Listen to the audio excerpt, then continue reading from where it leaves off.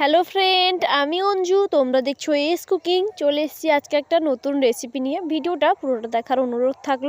আজকে যে রেসিপিটা করেছি এতটা সহজ, কোনো রকম ঝামেলা ছাড়াই এত সুন্দর একটা রেসিপি বাড়িতে তৈরি করতে পারবে।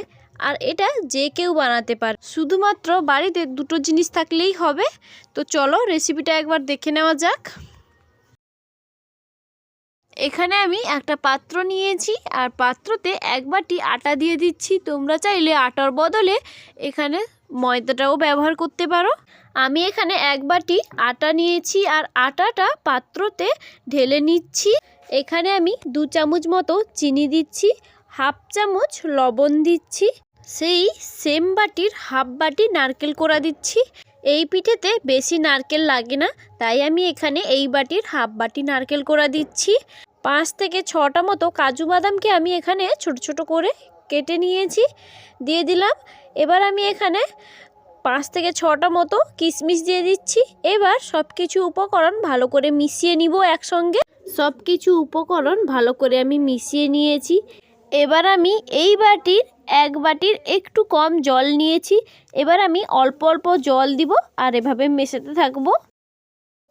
আমি টোটাল 2বার জল দিয়েছি, তো দেখো অল্প অল্প করে জলটা দিয়েছি আর আমি জল দিব না। এবার ভালো করে মিশিয়ে নিয়েছি। এই যে দেখো ব্যাটারটা আমি এইরকম থিকনেসে রাখবো। এই যে দেখো ব্যাটারটা এইরকম থিকনেসে আমার রয়েছে। এবার আমি এটাকে ঢাকনা দিয়ে 10 মিনিট রেখে দিব।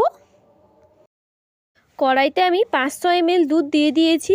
এবার আমি দুধটাকে ভালো করে জাল দিয়ে নিব। এখানে আমি 2টো তেজপাতা দিয়ে দিচ্ছি দুধে। এবার দুধটাকে ভালো করে ফুটিয়ে নিব। এই যে ফুট চলে এসছে। দুধটা দেখো কতটা ভালো করে জাল দিয়ে দিয়েছি আর সাইডে লেগে গেছে। তো এবার দেখে বুঝতে পারছো যে দুধটা কতটা জাল দিয়ে দিয়েছি। তো এবার আমি হাতে অল্প করে জল নিয়ে নিয়েছি।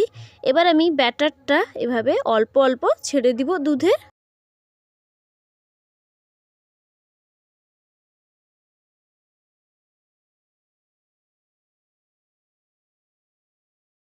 সবগুলো ব্যাটারগুলো আমি এইখানে সব ছেড়ে দিয়েছি।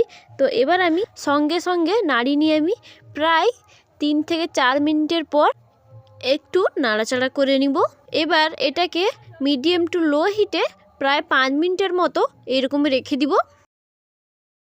ফিরে এলাম 5 মিনিটের পর। তো দেখো দুধটা কতটা ছিল আর কতটা হয়ে গেছে। তো এবার আমি 4 চামচ মতো চিনি দিয়ে দিচ্ছি। চিনিটা দিয়ে একটু নাড়াচাড়া করে নিব প্রায় 3 মিনিটের মতো, যাতে চিনিটা একদম মিশিয়ে যায়। পিঠেটা একদম রেডি হয়ে গেছে খাওয়ার জন্য। তো তোমরা বাড়িতে একবার হলেও এই রেসিপিটা ট্রাই করবে। দারুণ লাগে খেতে আর কোনো রকম ঝামেলা ছাড়াই বাড়িতে শুধু 2টো উপকরণ থাকলে এইরকম একটা দারুণ সুস্বাদু রেসিপি বাড়িতে তৈরি করতে পারবে। এই পিঠেটা বানানো এতটাই সহজ যে আমি এতগুলো পিঠে রেসিপি দিয়েছি, এই পিঠে রকম এত সহজ রেসিপি আমি দেইনি। এটাই আমার ফার্স্ট রেসিপি। তো কেমন হয়েছে বলবে। আর এটা যে কেউ বানাতে পারবে, এতটা সুন্দর হয় একবার খেলে বারবার খেতে ইচ্ছে করবে। তো কেমন হয়েছে রেসিপিটা অবশ্যই জানাবে কমেন্টে। আর ভালো লাগলে লাইক, কমেন্ট, শেয়ার, সাবস্ক্রাইব করবে। ভালো থাকবে। দেখা হচ্ছে নেক্সট ভিডিওতে। বাই।